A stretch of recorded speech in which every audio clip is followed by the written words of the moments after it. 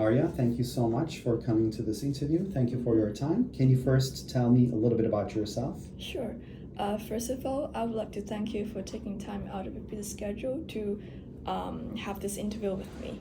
I am Arya. My Chinese name is Xu He. I was born and brought up in Beijing, and then I moved to Hong Kong for college education. And now I am a final student studying quantitative finance at Hong Kong University of Science and Technology. Extracurricular-wise, I was the internal secretary of the Mainland Student Union and also an equity research analyst at Investment Circle. I have done quite a lot of internships in investment banking and private equity, worked for top-tier financial institutions such as Citibank's, Nexus Point, and BNP Paribas, and during which I would especially want to highlight a pre-IPO deal for a copper foil manufacturer that I participated in at Citibank. The deal not only trained my modeling skill because I was asked to refine a discounted cash flow model, but also provided me with a deeper insights into the electric vehicle material industry because I conduct some research on the supply and demand of the copper foil materials.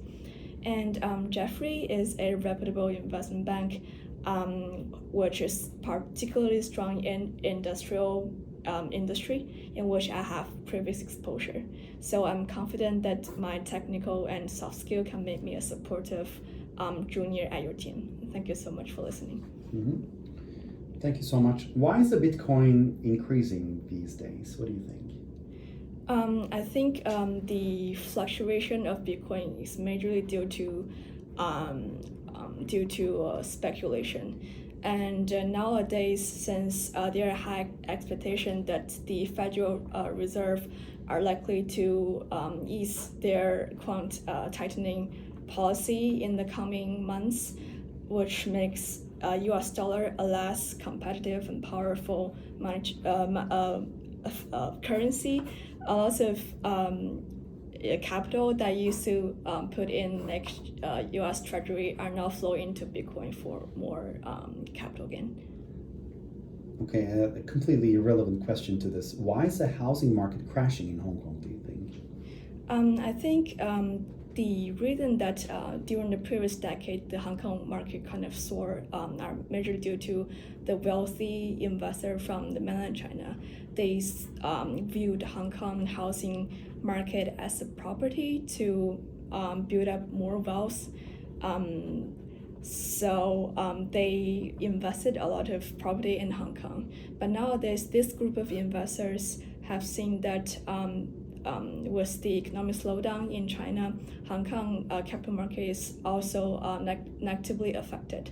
So they are more interested in transferring their wealth into, Western markets such as US or maybe Singaporean market instead of putting the capital in Hong Kong. And that's why the reduce in demand kind of crushed the Hong Kong housing market. And that's my view.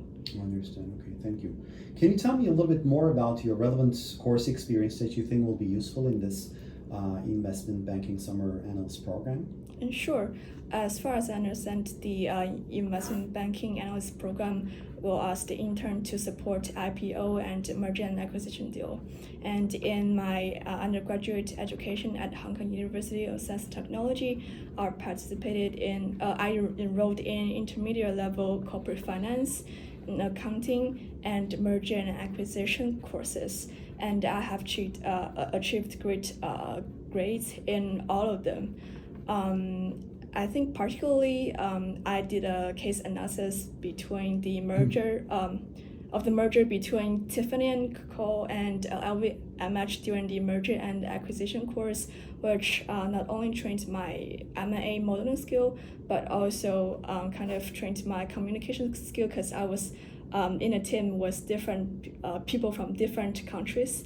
And all of this technical and soft skill can make me more supportive junior while working in the investment banking analyst program. Mm-hmm. If you get this position, what do you think will be challenging initially?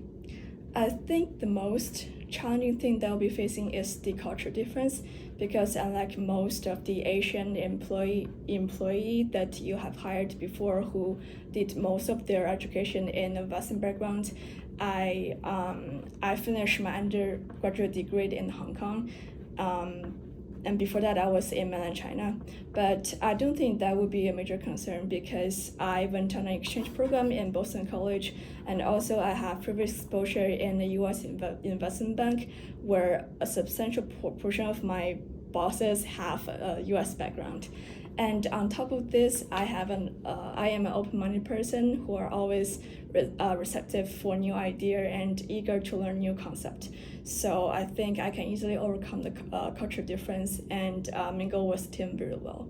Okay. Arya, thank you so much. This is all the questions I have. I really appreciate the time. Thank you so much.